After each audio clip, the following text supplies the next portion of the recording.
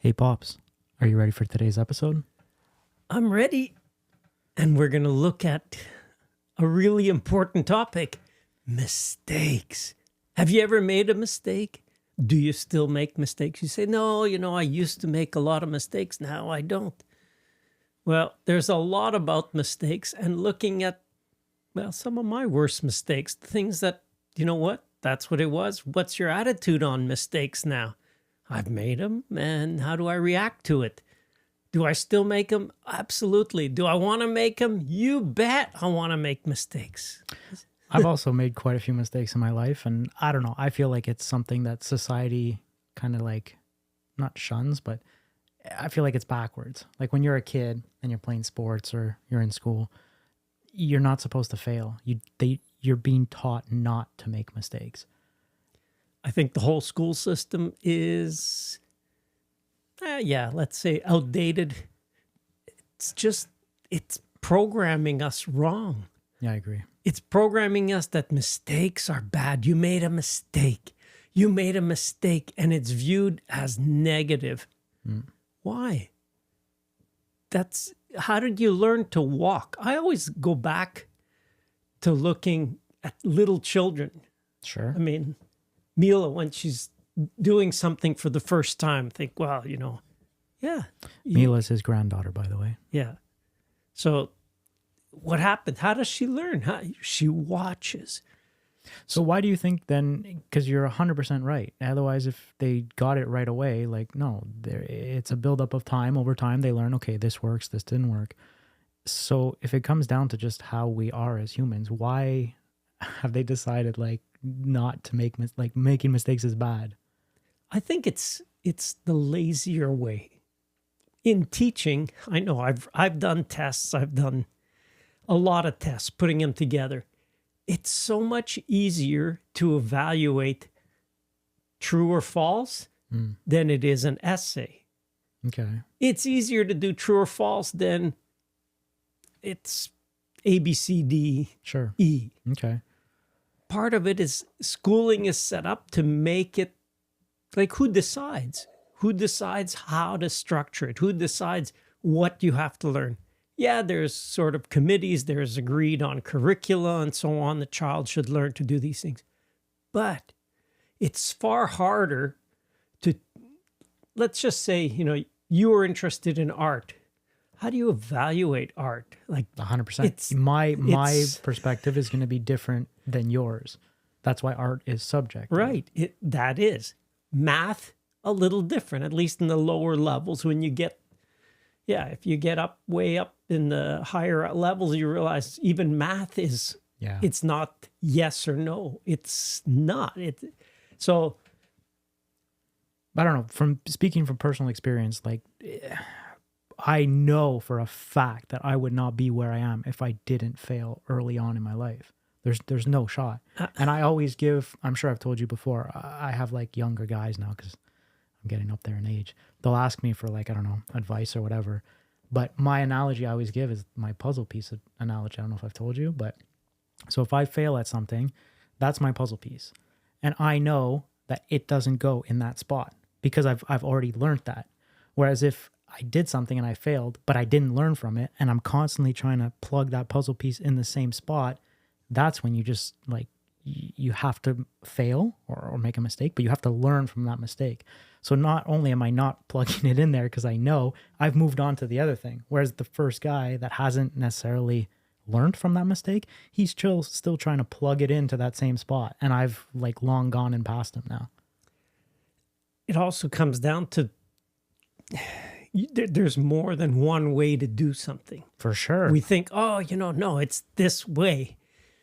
No, there's more than we've kind of taken out the creative aspect from teaching.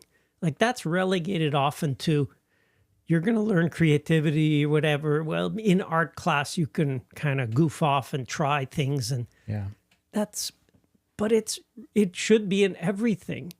Like when was the last time you were given the opportunity to learn math doing a project about anything you'd want to do? Yeah, never. Yeah. Why not? let's say you were interested in rockets. Well, yeah, obviously math is applicable. What if you were interested in baking? Oh, well, math is applicable too. But can you relate it to so that I would say it's probably more the exception than the rule in terms of teachers. It's not obvious setting up the class, having enough freedom in it to allow kids to express themselves, have fun. And that's probably the biggest one. I mean, well, you too, you've taught, so maybe some people don't know, Yeah. but you were a teacher. You taught for many years. And yeah, 100%, even me in school, I'm sure everybody listening always had that one teacher Yeah. that would stick out, because that teacher, like you said, wasn't necessarily lazy. So they went a bit above and beyond of just like, okay, this is what you're supposed to teach them. Here's a book on how you're supposed to teach it. No, they would take that and they would elaborate on it to like tailor make it for whatever their personality or for any teachers out there, I'm not implying that teachers are lazy. no. I'm just It's like saying the system. The system is geared to a certain way of doing things.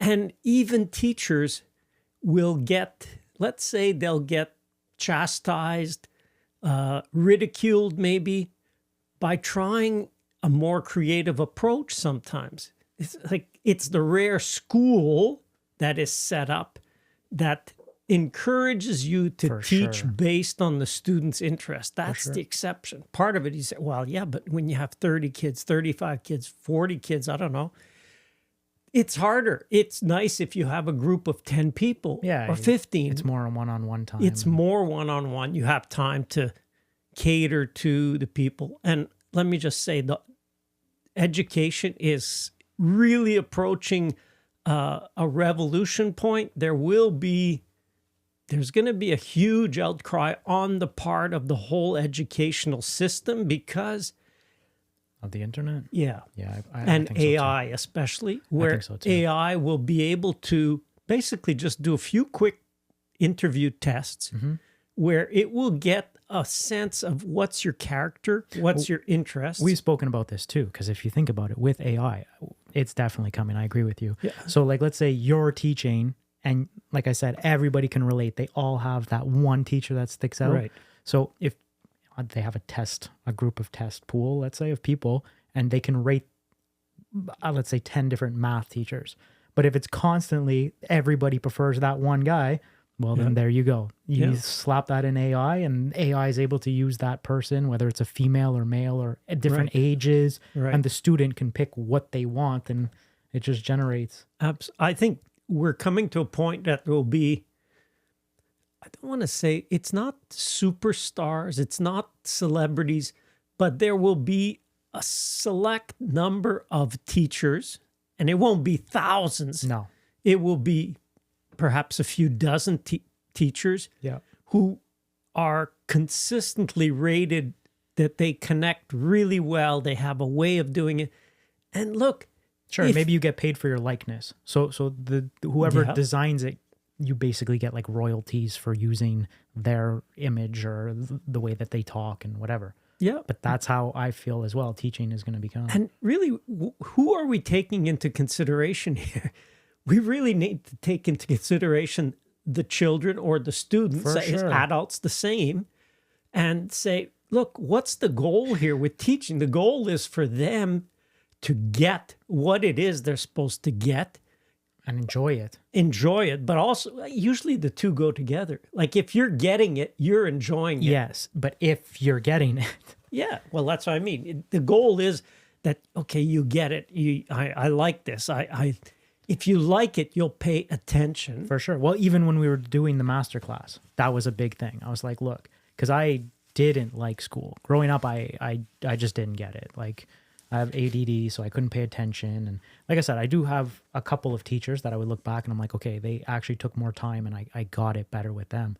But when we were doing the masterclass, we both agreed that's something that, so whether you're a visual learner, audio learner, no matter what, we wanted to have everybody covered. This episode is proudly brought to you by my very own masterclass. Use code POP250 to save $250 off the Masterclass bundle. Masterclass contains 11 different courses that you can buy separately. However, the complete Masterclass has you covered from A to Z, and it's really my life's work. Masterclass is the ultimate tool to help you start a successful permaculture orchard or planting. Not sure about how to start, or maybe you've already started, but now you feel you're stuck. Purchasing the Masterclass gives you access to the VIP group, where you'll be able to meet other like-minded, very interesting permaculturists and bounce ideas off each other. The VIP group is where I spend most of my time answering questions, and it's never been easier to get in contact with me or ask me a question. Want to learn more? Go to permaculture.study and start each course today for free. Don't forget to use code POP250. It'll save you $250 off the Masterclass bundle. And now back to the episode. So that's a way, like we're talking with AI, you can definitely do that. That'll be it. It will categorize you. Are you a visual learner? You have to see the thing done. Yeah. Maybe it's see it explained on a board. That's fine, but you're visual. Maybe you're an auditory, so you have to hear a story. You like have to podcast. hear something. And if you're a podcast listener, chances are you're an auditory learner. You learn best by listening. Mm-hmm. And then if you're a kinesthetic learner, then you have to feel the thing. So you'll have to really have hands-on. You have to have done it. So it's not enough to hear it or to see it. You have to do it. And so once it categorizes you as the type of learner, then it'll tailor the exercises to what type of learner you are. Mm-hmm. What's your interest? What do you like doing? If you like art, then it'll make every exercise and every project a chance to express yourself through the art. Like you could, and look, I've seen so many times where somebody will be learning something that's way above their school age. Like they'll just take out a book. And I remember reading in high school, university ecology books. It was like, this is great For stuff. fun? Yeah, just borrow it from the library. I didn't get that gene. That skipped a generation.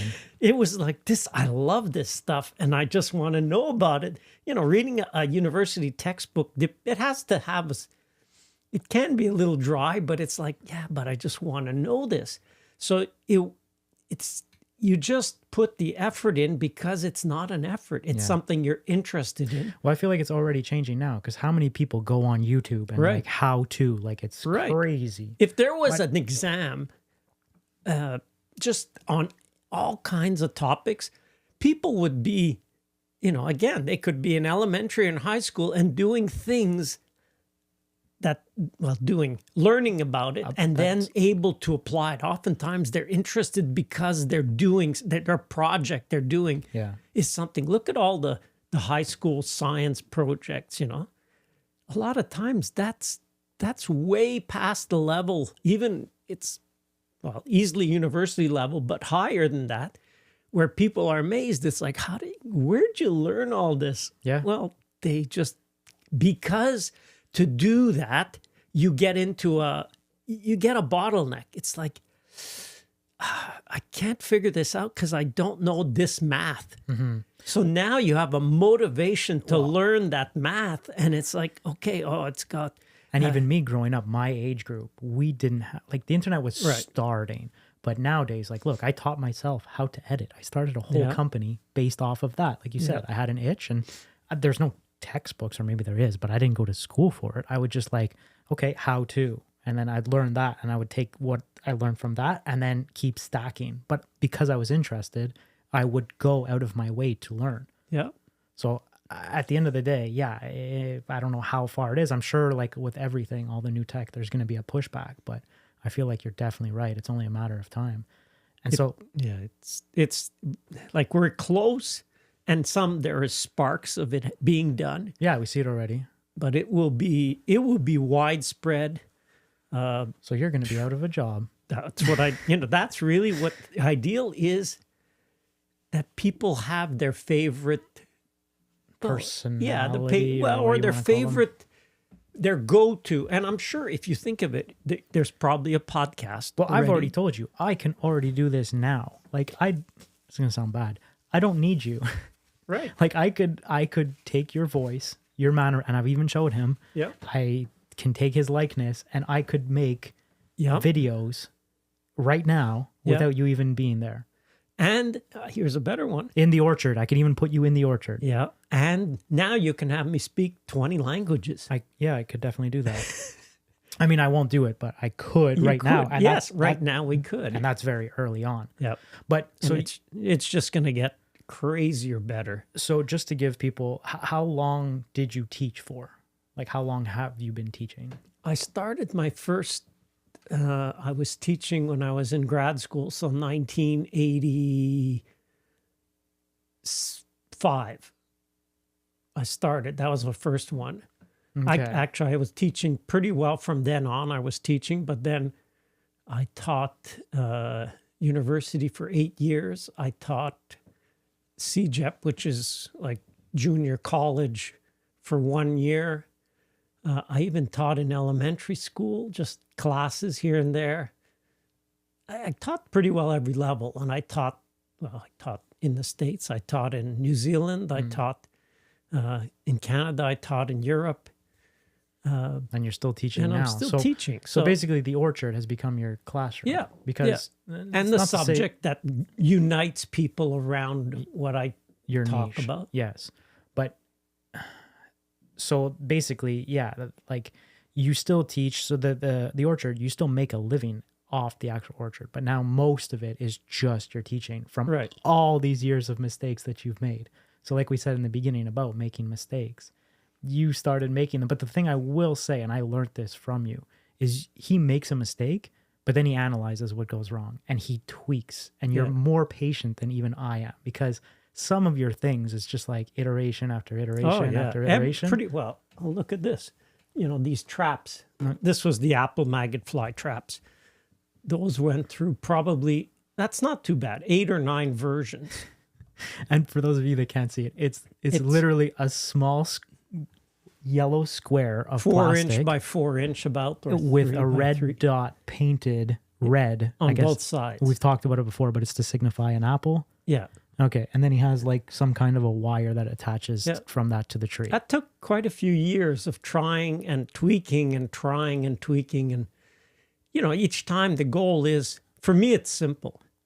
If I am working on an idea, if it's, let's say, an invention, I love the idea of you make it or you buy it and you've got it 20, 30, 50 years. That's great. Like we have a fridge at the farm, right? 1950s fridge. You open this fridge and it smells like it's 1950s. Yeah, it smells. It's got a certain je ne sais quoi to it. But to me, that freaked me out, that the idea is, hey, how many fridges have we gone through at home? But they don't do that anymore. Everything's made now for, what, 10 years? And then after that? But it doesn't prevent that. I can say that's terrible. That's a super misuse of all kinds of resources. Yeah. The whole idea of programmed obsolescence, we should start making it criminal. I mean, it should be that, look, the company who is bringing this out, and they know, and look, everybody knows how they can make it better. If they don't make it better, then they not just get fined, but then somebody will actually, you know, get charged. It's like, look, you know how to, and you are not like purposely making it so that I'll give you an example. I remember the first time I heard about this, I was in high school, and one of my classmates was saying, he says, my grandfather had a factory, a little factory that he was making fluorescent light bulbs. Okay. You know, the tube ones. And he said he was making it and he'd make these tubes and they'd just last forever. And they basically he got, let's say, I don't remember the exact story of it, but he was kind of not caught up. He was pretty well forced to reduce the amount of mercury, because they would put a drop, or let's say a drop of mercury in a fluorescent tube. So he was asked to basically cut his amount of mercury he puts in by half, or let's say. To make the product worse. Well, what the exact reasoning was, if you put a whole, let's say it was let's say he put 2 drops, and they were telling him now you got to put 1 drop. Okay, 1 drop of mercury. What happens is if he put 2 drops, the tube would just continue to last. It would last and last and last. But if he put 1, it would wear out and it would burn out. So the idea was, no, you got to make these tubes so they need to replace so them. that they need to be replaced. Now, I mean, if they argued by, look, that's more polluting, you're putting 2 drops. But if you put 2 drops, but it lasts 25 years, is that being more environmentally? Yeah, 100%. But at the end of the day, it comes down to finances. And Yeah, absolutely. And, there's a few companies making, and they go, you know what? We don't want to go out of, we don't want to make this and then have to make something else, because we've got our machines paid for. We want them to just keep running forever. So if I design, I don't want to have to, especially if I make it, I design it and I build it. I don't want to have to redo it. It's like, I want to put it and set it's it and good forget for it. years. Yeah. Just like, remember the overhead at the farm to run the pipes up top. Originally it was, we put it on a post. But when you put a post in the ground, a wood post, the day you put it in, it's at its best. It's not going to get better over time. That post is going to degrade and eventually fall over. Anybody who's ever had to replace posts, you go, well, there's a lifespan to them. Oh, you don't like digging the hole with that little hole I don't care digger? to have to redo it. I mean, if there's one thing I've been obsessed with is reducing maintenance. I just hate maintenance. Nobody makes money unless you're the one charging a service for maintenance. So any other thing that you're doing is maintaining, and it just costs you time, or it costs you money, or costs you both. That too, we've spoken about it on another podcast. But I learned that from you, is you will reverse engineer. So I've seen him, like he just says, he doesn't like maintenance. So let's say, I don't know, you don't like cutting the grass. He'll just be there chilling out in the orchard thinking, all right, this sucks. Like, what can I do so that I don't have to do this? Yeah. So I learned that early on from you, but I've managed to apply that to everyday life. So if people want to take something away, I feel like that's a huge golden nugget that you gave me early on and has served me very well. Yep. And with that, I would say the one thing, and we talk about it in the maintenance course of the masterclass, but it really goes with the Pareto principle, 80-20. Yes. And that really, So what is it, just for the people that don't know? 80%? 80% of the results you get come from 20% of the effort. Yeah. Or if you apply it to maintenance, 80% of your maintenance time will go to 20% of your yard or property. And it absolutely applies. It applies. It's crazy. And you go in the maintenance, he goes, seeing it. Yeah, you go into it in the course. Yeah, you start seeing it and you go, that makes sense. Yeah, I've got this bed there that, man, I probably spend 2 hours a week every month on it. Yeah. Okay? As opposed to that area takes you 5 minutes. And he really goes into, but like I said, you can take that, and I feel like that's another thing. If you're able to take something that you learned from a lesson or whatever, and then apply it in something completely different, you're flying. Well, it's not even we're talking mistakes. And so it's not, it comes down, we'll talk about that, the attitude of mistake. I don't look at mistakes as negative. Neither do mistakes, it's like, okay, I made a mistake. Yeah, sometimes they suck. For sure. Because I'll have spent the morning doing something just to try it and go, okay, well, there was a morning but I never wasted. It's not wasted. I never remember you getting frustrated either. Oh, yeah, I've gotten frustrated, but... Well, then you didn't show it to us, because I learned, I was like, okay, yeah, it didn't work. Well, and you would just why? Because you say I didn't show it. Because if it didn't work, I wasn't I learned how to respond to it in that. Okay, it didn't work. Yeah, so just move on to the next. Move on. I know, but that's what I'm saying. Just leave it. I never remember you I don't know, getting. Well, I'm not going to stand there and just get all upset. I'd be frustrated because I think, all right, there was some time wasted, and the more you've done and the more mistakes you do, the more you realize that, you know what? It's not part of the wasted. process. It's part of the part. process. Yeah. If you want to get something, a result that's different from what you've got before. Yeah. You have to be willing to do something you haven't done. You want to have something you've never had, you got to be able to do what you've never done. It's like, duh. I actually heard this is not me, but like it kind of applies to that. And it involves money. If you want to buy something without looking at the price tag, you have to be willing to work without looking at the clock. That's a good one. That is good. I heard that and I was like, I actually agree with that. Yeah. So again, if you that comes down to, you've got to be willing to put in the grind. But there's going to be some grind. And you're going to make mistakes and you're going to just have to like move on because it's part of the process.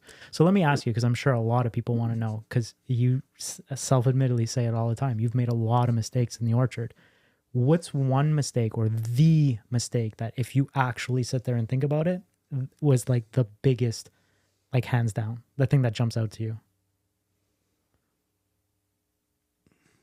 The biggest? Yeah, the biggest. Because I'm sure everybody, like, is it the plastic? Is it buying the orchard in the begin, like to begin Yeah, with? probably the biggest was buying that Orchard, property. That property. Yeah, that was probably in terms of, but you know what, it's, you have to look at it on a longer time frame, because now looking at it, yes, it cost me years because I spent 15 years learning about the orchard, how to do it organically, to then tear out all that. I didn't lose that learning, but I lost a lot of time. The biggest mistake would have been to have bought even smaller. What do you mean the biggest? No, you mean like what you should have done. Yeah, well, the biggest mistake in the sense that buying that place was that I should have either leased would have made a lot of sense. Okay. And try the first version I had in mind, which is pretty well what I'm doing now, and just started there on a much smaller scale. I would have learned as much if I had done, and that's why now I recommend start with 2 trios. What's a trio? Yeah, it's, a nitrogen fixer or a support species and 2 fruit, or a fruit tree and a nut tree, or 2 nuts. That would be the simplest. Start with those 6 trees and the shrubs under. So let's say just 2 shrubs per tree and 10 perennials per tree. Just start with that example, because you'll learn as much doing that as you would if you tried planting hundreds of trees. The learning curve will be the same. The work invested will be a lot less, because now you're not trying to maintain hundreds of trees. You may have to adjust practices.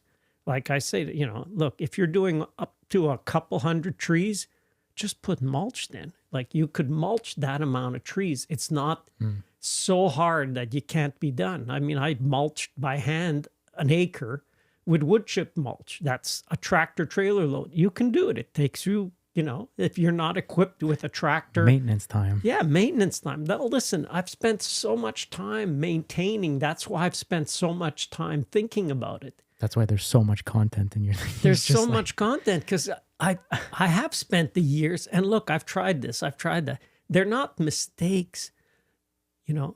If you just take, and instead of putting the word mistake, put the word feedback. Or lesson. I got this feedback, or I learned this lesson, Yep. or I invested my time in this. Well, Even investing, if you look at it as investing, you go, wow, it's an investment. I expect a return, and there will be a return if you persevere and keep making investments. Eventually, you'll get on one that you go, I always look at it. Somebody really keyed me into the whole thing of, I think it was Tony Robbins. He'd say, you have to ask the right question. And I thought, that's interesting, because your brain is constantly working for you. What is it working on? That's the question. And so what question are you giving your brain to work on? And so what are you working on? What idea are you meditating on? Just letting your brain process to come up. And I mean, I've done it for so long. I know how it works. I know how the brain works on this. I'll have an intense period of basically feeding my brain. So I will, in design, we call it the inventory phase. It's where you just gather information. You're not analyzing it. You're just gathering it. I want to watch YouTube videos. I want to talk to people. I want to survey, it's a fancy word, but I mean, you want to just ask people about this. You want to read about it. You want to listen to podcasts about it. What are you working on? I'm working on how, you said about, let's say, mowing. I spent a lot of time thinking about not mowing. While you're doing it too, right? You just have, that's all you have. You just have time to think because you dislike that thing so much that you could look at it that way, I which do a that. lot of people, I do they that. look at, this is just so much fun. Well, I mean, it's maintenance. It's like, yeah, maintenance of mowing is probably the more enjoyable, but I've cut it down by 90% or more. It's not that it's not enjoyable. It's just I could do other things Yes, in that time. 100%. And so taking something like mowing and really feeding your brain, what's the alternatives? Well, you have to mow. Is that all there is? Could you let the grass grow? Oh, but then, you're going to get these yellow wildflowers come up all over. Okay. Have you ever had them? Yeah. What happens? Well, then you get all these different insects that come and visit your wildflowers. I mean, you talk about plastic is controversial. I think dandelion or dandelion, or there's different pronunciations to it. That is controversial. Yeah, well, we could do a whole podcast on that. But like to get back to this, you were saying the reason why is because you could do something else. And they always say time is money, right? Like that's just a saying I've always heard. So if I spin it, again, another mistake, what would be, do you think, the costliest thing that you've done over X amount of years now? The biggest mistake that cost you the most money? Probably time. That would be. Yeah. I mean, time, if you look at time as the ultimate currency, everybody's got an amount. You don't know how much. Yeah. How valuable is it? Well, ask someone they're 2 days left and they kind of know they're going to die. Time is valuable. And I remember one time, I think I was in the shower and thinking, the next hour of my life is not going to be shorter than the last hour of my life, but I should make it equally as important. And it was just putting it in perspective, a block of time. We take it for granted, 100%. We take it so much for 100%. granted. It's only when you have kind of a, if you're given a second chance. I've had twice now that, I shouldn't have been here. And I've had one. And you look at it and you go, okay, well, I am here. Yep. So now what? Am I going to disregard this block of time? And I feel like that you kind of nailed it on the head there. I feel like, because not everybody goes through those experiences, right? But speaking for me, that definitely changed the way I viewed life in general. And it sounds like you the same. So it's like a blessing and a curse at the same time. Well, everything has two sides to it pretty well. So but it's how, again, to go back to the how do mistake you look thing, at it? But Yes. how do you like continue? Because you have two options at the end of the day. Right. Same thing with a mistake. You either learn from it or you repeat it. Yep. You absolutely. But that's what it comes down to. You so have I guess, to change your perspective. I guess if there's one thing I want people to take away from this podcast is how or what could we give them that they would be able to choose the better option, obviously, to like move on. Like if I would ask, what do you think, why do you think you're able to learn from a lesson rather than repeat it?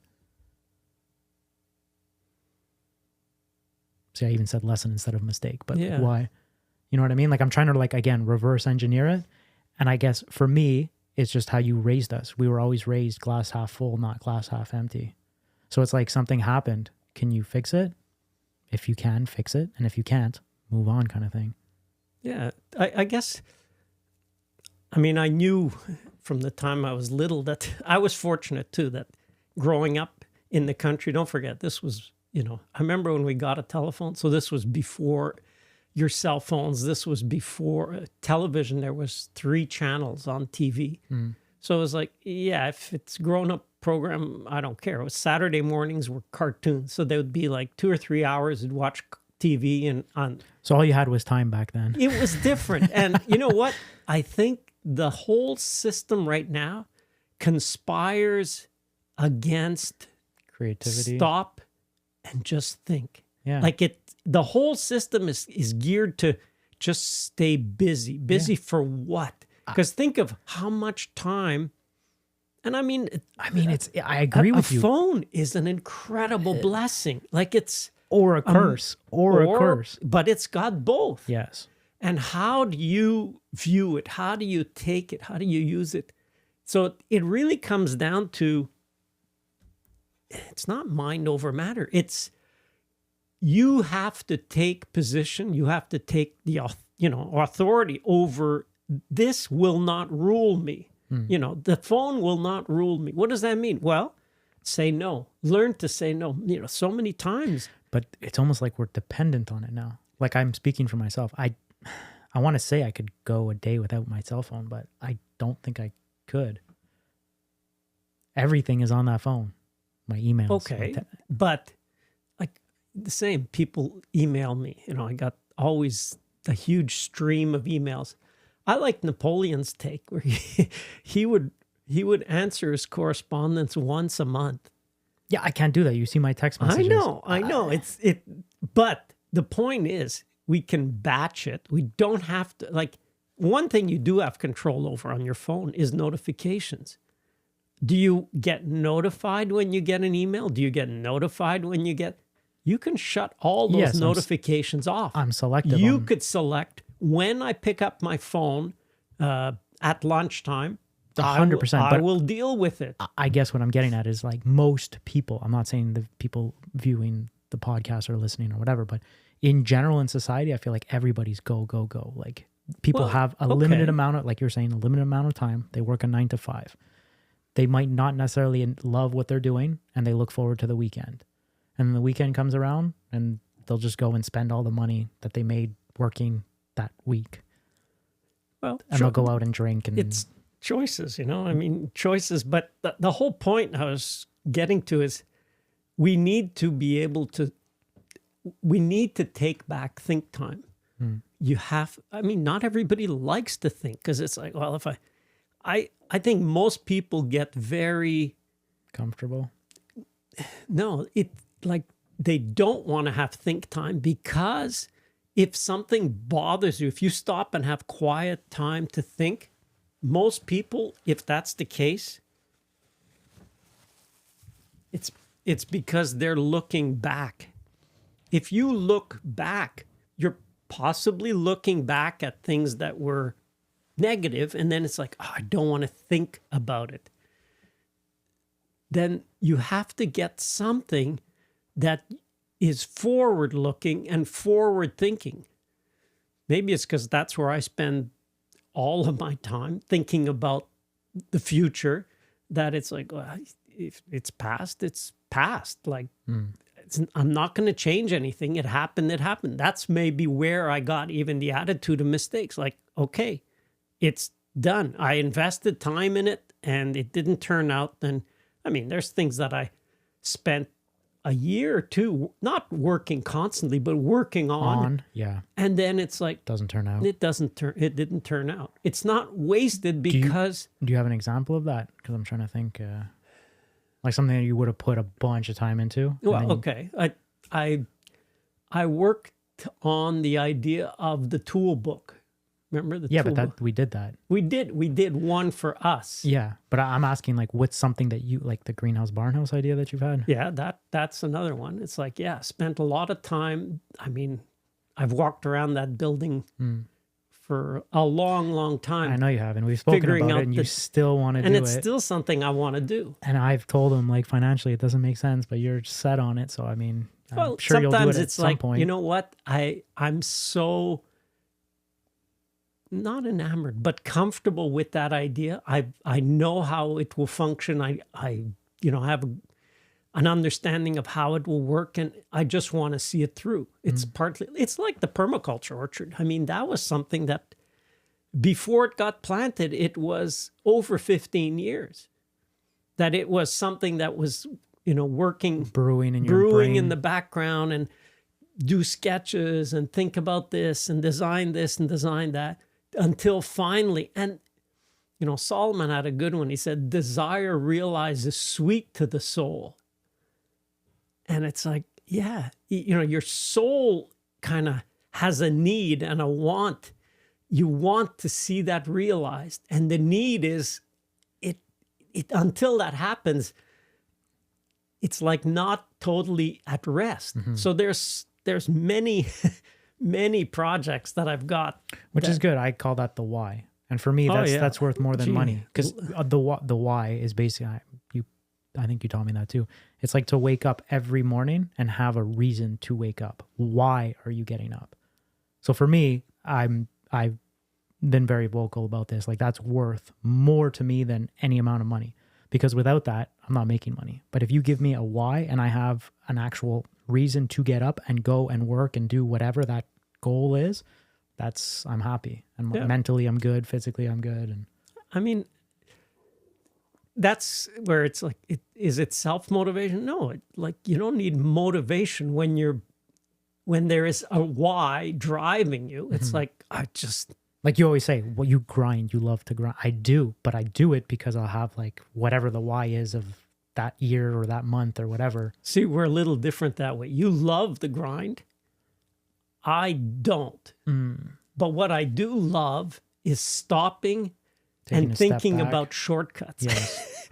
I remember working on so many projects, and let's say in the school years, and I would work or help somebody, and all I would do is analyze, man, you could do this so much more efficient. So much better. Yeah. This, if you ever think, I remember one girl I was working with, she was a PhD student, and she had to stop at one point and tell me, I don't want your feedback anymore about, it's like, to me, it was clear. It's like, why are you doing it? Why are you doing this? Why are you doing that? Yeah.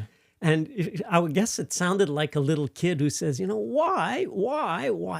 I've never grown up out of that. I mean, it's just, I want to understand why, because what I see doesn't make a lot of sense. It's like you're spending so much time doing this. So I would much rather step back. And I learned this really in design, where it was, I kind of learned to verbalize it, but the teacher would, or the professor would it's a zoom in and zoom out. And to me, design is all about that. And design is just one way of looking at the world, but you zoom in so that you're focused on the smallest little detail. And as soon as the flow of ideas for that little detail stops, then just zoom out. So it's like you're looking at something very small on a plan or on a project. Now just back up, see the whole project, back up, zoom out, so that now you see the project is kind of just a little spot on a whole region. And so that zoom out, zoom in, zoom out, zoom in, it's really been helpful in giving perspective too, because any problem becomes very small when you zoom out. So it's like, I'm caught on this. It's usually because you're so zoomed in. And once that flow stops, that you're not solving it, then zoom out. And the more you use it, kind of like breathing, you hold your breath. Well, if you're stuck on something, chances are you're holding your breath and it's like, I need air. And that's all you're thinking. Zoom out. Take a breath. Zoom back out, until your problem is, and somebody said it, I thought that's good. It's like, imagine your problem seen from 30,000 feet. How big does it look? Like even a pretty good mountain doesn't look huge at 30,000 feet. Well, what do they say too? They say 2 eyes is better than 1 or whatever. 2 heads are better than 1. So basically you're getting 2 views. That's right. Even though you're by yourself. Exactly. Even that to translate into. So like, I don't know, at work, for example, like you were saying before, saving time and learning from other people. I'll have somebody, a colleague, that'll be like, I don't know, 20 years of service and I'm still green, let's say. You kind of, if you're able to check the ego, you learn so much more, because somebody that's been doing the job for I don't know how many more years than me is willing to teach me little tips and tricks that will save me time. I'm going to listen. Even if I know how to do it and their way saves me 30 seconds or a minute. Those are like little, like you said, that you could but put 30 towards, seconds multiplied how many times a day for sure adds up. For sure. If you said something that would save you 5 minutes a day, you Yep. go, oh, 5. Yeah. I mean, 5 minutes. That's what do you mean? 25 minutes How a many week people wish that if they you're had doing 5 days a week. How many people wish there was 25 hours in a day? I definitely do. So if And you're, you can have it just by saving those pieces. Yes. So you, in what you're doing now, did you have anybody that you kind of like looked up to or would learn from their mistakes? Because now people have you. People watch the YouTube videos. They listen to the podcasts. Maybe they bought the master class or one of the courses. Did you have anybody that when you were starting, you kind of looked up to, and they kind of not guided you, but I guess...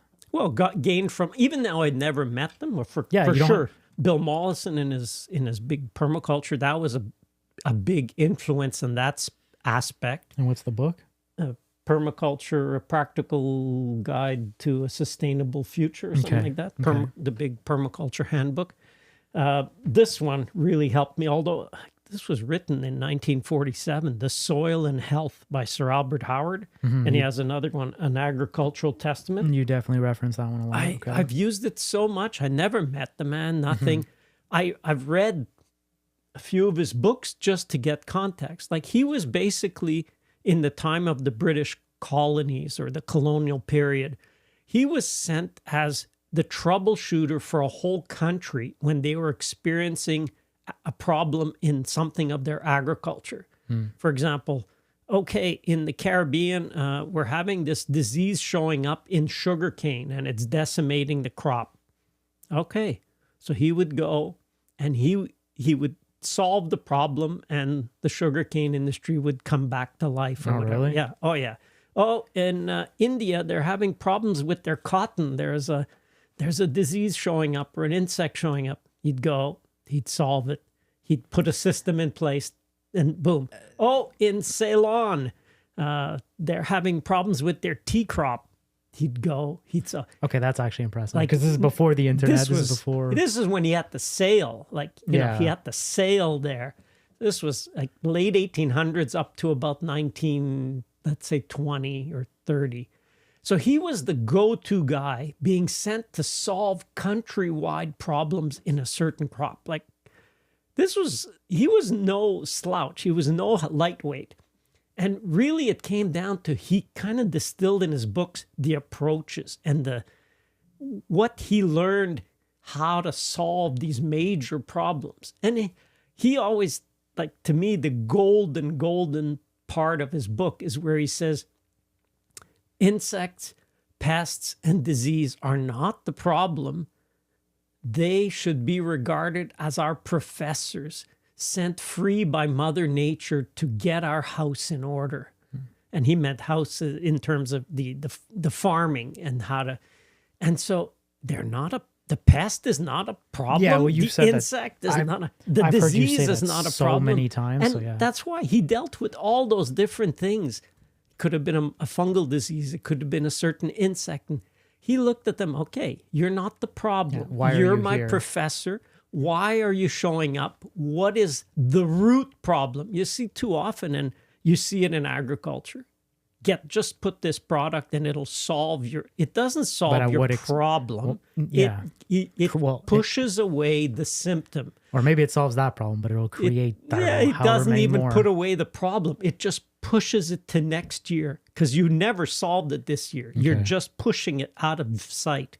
Oh, the medical system, look, we got this amazing new drug.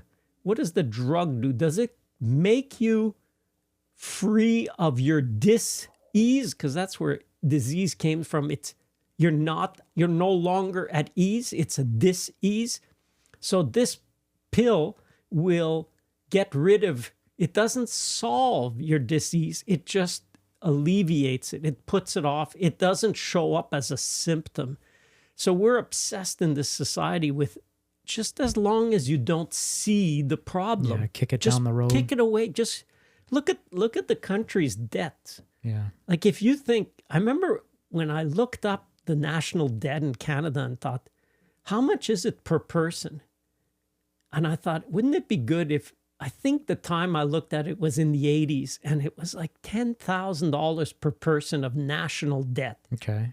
And I thought, what if I could pay off my debt, my portion of the debt, and then no longer have to pay taxes, let's say?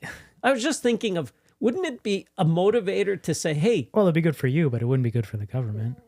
Well, that's the whole thing. And so the debt is just kicking the can down the road. Push it. We don't see the problem. Let's move that problem to who cares? Next government will have to deal with it. It just comes down to, let's put our pants on and actually say, what's the problem here? What is really the problem? And stop to think. It's not, and it's in farming or gardening, it's never what you immediately see, because you usually don't see the actual source of the problem. And one of my favorite examples of that, and the time that I really could solve someone's situation right at the source, was in New Zealand when I was... Is this your aphid story? Yeah. Okay. It's just because it's such a good example of here's the pest, not the problem. So I was teaching about these things in New Zealand, and then at the end of the presentation, somebody came up and said, you say the pest is not the problem, that it's pointing to a problem. And here's my problem. Here's my problem. I've got a lemon tree in my garden that is infested with aphids. It's just covered in aphids. Well, I said, do you fertilize? No. Okay. Do you give it compost? No. All right. I'm going through the list in my head of the reasons why this tree is showing such imbalance. I said, is the place you planted that lemon tree, was it perhaps an old manure pile out in the field? How long has your house been built? No, it's been built for 25 years, and this was all just pasture. Okay, I'm thinking there's not a lot of reasons. There's something telling me, but other than digging under her tree, it doesn't give me a clue. At this point, her husband came up behind her and said, well, dear, he's not totally wrong. And I'm thinking, oh? He says, yeah, in the morning when I get up early pretty well before the sun comes up, and I go and relieve myself just outside the door. So that's the closest tree. It's this lemon tree. You didn't ask him why he doesn't use the bathroom? No. Okay. I said, no, first thing I asked him, I said, well, how many days a year would you do that? Oh, at least 300. I said, okay, well, there's the source of the problem. I said, how many lemon trees you have? Well, you have 5, but it's that one that's infested. So I said, you know what? Spread the goodness around. A fruit tree that's mature only needs 20 urinations per year to have a full dose, at least, of nitrogen. So I said, that's the problem. See, it's not the pests. You could put something, you could use a soap, you can use organic treatments to get rid of the symptom, but the source of that problem has not changed. And so if we look at problems in too simple of a way, we're going to make a big mistake of correcting or not correcting, of treating the symptom, but never solving the problem. Mm-hmm.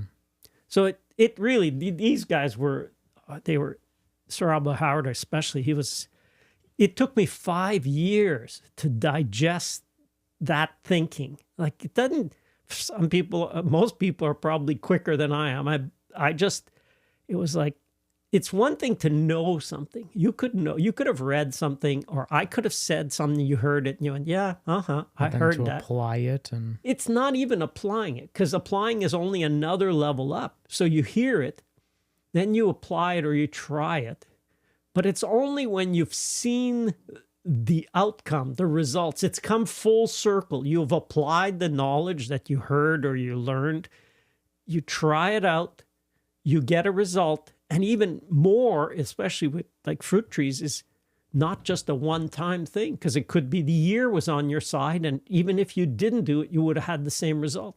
But you try it, you try it, you try it. Like pruning, I say, you really only really feel like you grasp it after you've done 3 years, because the results of that first year pruning will be a branch that grows that will only fruit in its third year. Only see it down So the you line. see it in the third year.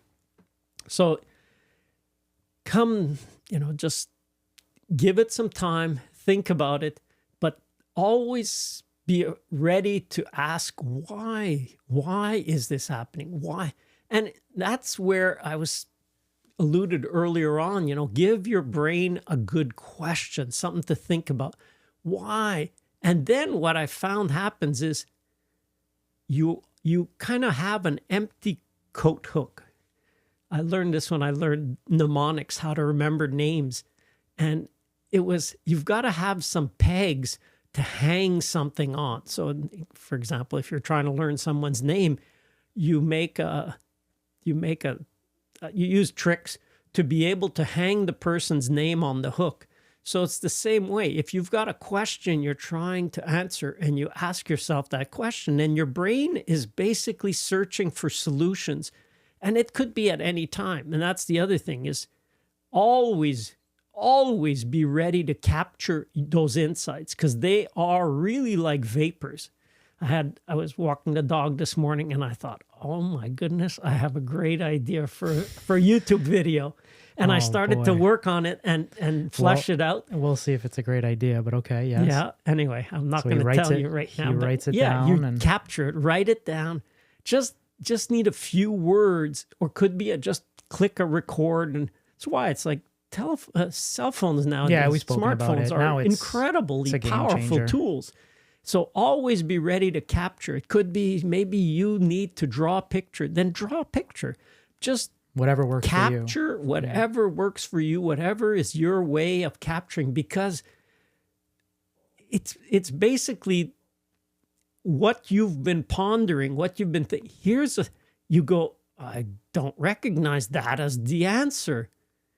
And I've seen cases where it's like, I've given an answer, but it's like, well, nothing kind of makes sense in this answer, because the answer will only show up in 20 years. Yeah. Like, this is ahead of its time. And you go, why am I given an answer that would only be useful in 20 years?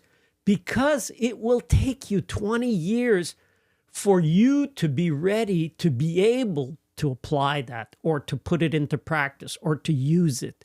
Because there's things that have got to be learned in the meantime. And you know what? The time frame doesn't bother me anymore. It's like, this is an idea.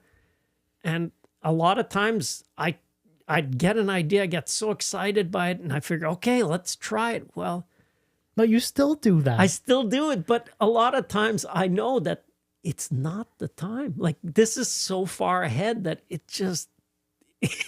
I don't know. He's always like, let's do this. And I'm like, yeah, I well, know, because I have to let's just do it. Let's just start. But realizing that a lot of times the idea, its time may have passed, Yeah. or it may not have come yet. Yeah. It's kind of a rare jewel. If you don't want to get something place, right time. place, Yeah, right now, that's tough. bang, okay. Yeah.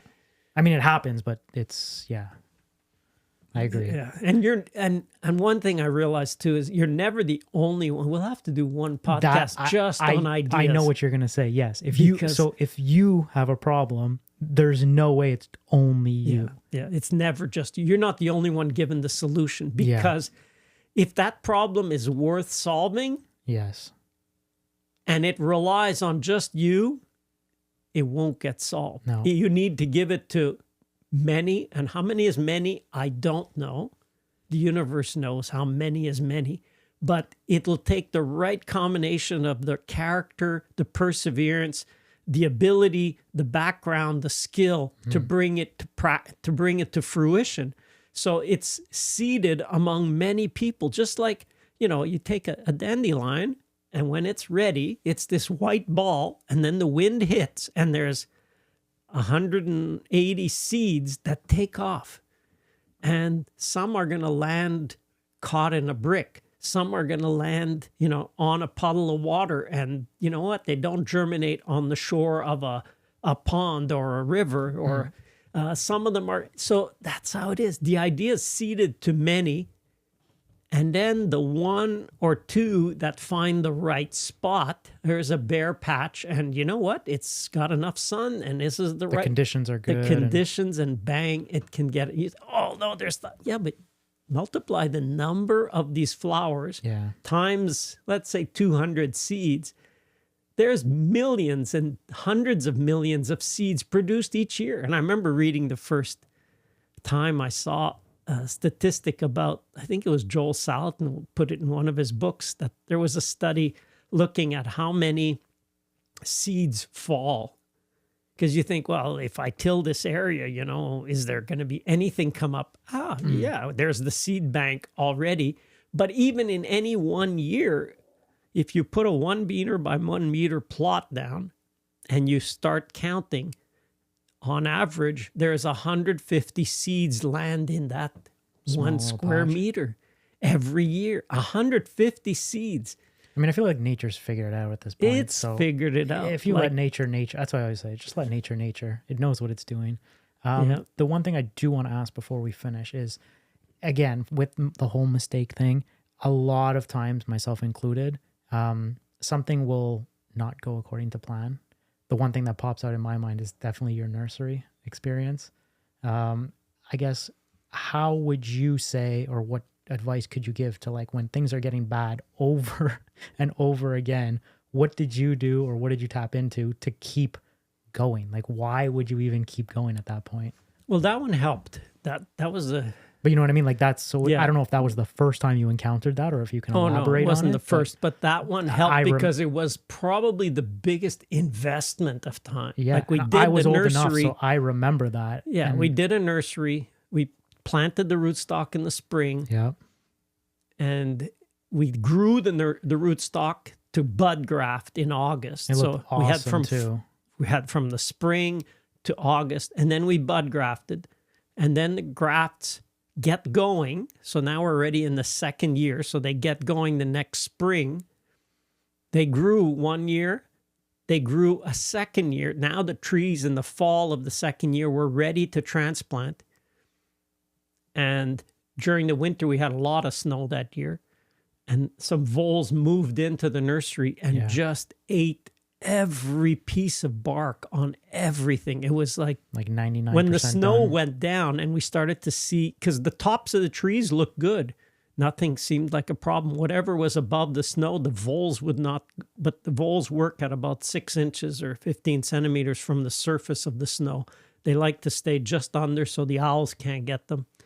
And everything under that 6 inches from the high snow mark just was white, like in the spring. And so as the snow started to melt, I thought, this doesn't look good. Waited a couple days, saw it, looked again. Oh, this looks even worse. And as the snow went down, and I remember, I think I had a cell phone at that time, and I called Jean-François and I said, Who's Jean-François? Because that's kind of what I'm... Jean-François was my apprentice at the time. He's the one who we struck a deal that he would do most of the work for the nursery, get it going, and then we would split the trees half-half, and we could each start our orchard.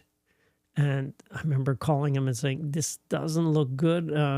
It looks like there was quite a bit of vole damage. And anyway, out of 1,100 trees the first year, it was a total loss. Like all of what was grafted was eaten. There was nothing. So it was like, well, the rootstock are still in the ground. We'd have to cut right to the ground, and there would be a new shoot come up, and then we'd have to wait again till August, bud graft again. Which you did. And wait 2 years again. So we did that again. And then it was ready in the fall. And so it was like, okay. In the meantime, I'd learned, I had put some poison bait in these special tubes so that only a vole could get in. I was like, I don't like killing anything, but you know what? I can't afford like we've got to- 4 years of work in this nursery. Yeah. And by then I think we were up to 3,000 trees. And so we had trees going good. And I remember thinking during Christmas time, you know what? Like, I don't need to go to the farm. It's Christmas time. I don't live at the farm. So it was like, you know what? It's Christmas time. I'll next week. And then came to be New Year's, and it was like, you know what? It's New Year's. I don't need to go to the farm. So it was 3 weeks from the time I had looked till the time I went back. And when I went back, and that year, there wasn't a lot of snow. It was like just barely, there was maybe 6 inches of snow. And went back and looked, and there was no nursery. There was a rabbit had gone around, and they would nip a tree down, and like many of them were not that big. So they would nip the whole thing and then just eat it like a beaver, kind of eat half the tree and debark the rest. So how much of your So there was, nursery was I left? remember in the spring when the snow melted, counting the damage, and there was 99 trees that we could salvage that we didn't have to regraft. So out of like 3,000, there was 99 trees that had made it so that they would grow. At least they didn't need to be regrafted. And thinking, I remember that second time it was like, woof, 4 years of work. Wait, right there. That's my question. Why or how did you? Yeah, that one, I think that one was, if it had been just me, So that's what I was I getting. probably would have given up at that point. Okay, I didn't even ask you, but that's why I brought up Jean-Francois and this particular thing. Yeah. So for you, if you didn't have a partner or somebody else and you did that on your own, would you realistically have done it a third time, or was that like a pause, wait a couple years, reverse engineer it like you do, and then try again? Yeah, that one I probably would have, or waited a year. Okay, so basically, I but guess I needed. After that, it was like, yeah, I need a break from this. This is not turning out. It's not working. But Need to because you rethink this. because you had Jean-Francois. But because he was involved, and I remember discussing it, and he looked, and it was like, I said, listen, I remember telling him, if it was just me, I probably would give up. But because we're two of us, and we both he would do the grafting, but I would do some weeding, and we'd do some mulching and so on, and I would keep it watered, and so there was work on both our it was parts like personal invested. now. Yeah, But now it was like, you know what, we really want to see this done. So then, thanks to being a team effort on it, so I would say that the more you can foresee how long this journey might take, I would recommend that the longer the journeys, try to have somebody with you. I would agree too. That's why a marriage is meant to be, a man and a woman, and that's what it's meant to be, a man and a woman, is there because it's going to be a long journey. And raising kids, if you think marriage is a long journey and that's something, raising kids, if you've never had kids, there's a reason why you're given a break of a few months and hopefully a few years before you have kids, because with kids, it adds a whole dimension of, boy, you really need to be two. And What are you saying? I'm not worth it? I'm saying you're all worth it, but it's an investment. I remember I used to kayak a lot, and I remember the best analogy for getting into starting with kids was like getting into a canyon kayaking with steep sides. You get in, and now there's no getting out. You have to go through. You have to just go right to the other end, and there you could get out. And it was like, yeah, you start, you put your heads down, and you just start learning and doing and raising kids. And then at about 15 or so, then you come up and you get some air, but it's pretty well a 20-year investment canyon that, you know what, there's no getting out shortcut there. You have to go through it. And so, yeah, it's absolutely worthwhile. It's an incredible journey, but it is in itself a whole journey right there. If you like adventure, get on that journey. But it's crazy. That's just life in general, right? It is what you make it out to be. And hopefully if people made it this far, they picked up a couple maybe tidbits, I'm hungry, tidbits that they'll be able to take with them into their next, I guess, journey. But the most important is, please don't regard a mistake as a negative. It is never meant to be. It's try and reverse your programming. I agree. Think of how you were programmed. You were probably scolded or disciplined at some point that you made a mistake. Live with it. Understand that was probably the best of the teachers or parents' intention at the time, whatever. Get over it. Look ahead and realize, you know what? These investments that you're making, not mistakes, or these lessons that you're learning, they're not the end. And nothing good comes with stopping because, I don't want to make a mistake. That is like you're paralyzing the progress of your life. Yeah. You're here for a purpose, and it's not to stop because something like that is stopping you. No, life is meant to be lived completely and to be to make a contribution. And the only way to do that is to go through it, even though it seems like it's not a mistake. It's not a mistake. It's not a mistake. It when only because you could look back that you see that, you know what? That was for the best. I look at the worst moments, like I said, the times where I thought that was it. I should have been not here. And those always turned out to be the greatest blessings in disguise at the moment. They didn't look like it, but with hindsight and with some years after, that's how they turned out. Well, on that note, to many more mistakes, and good job, Pops.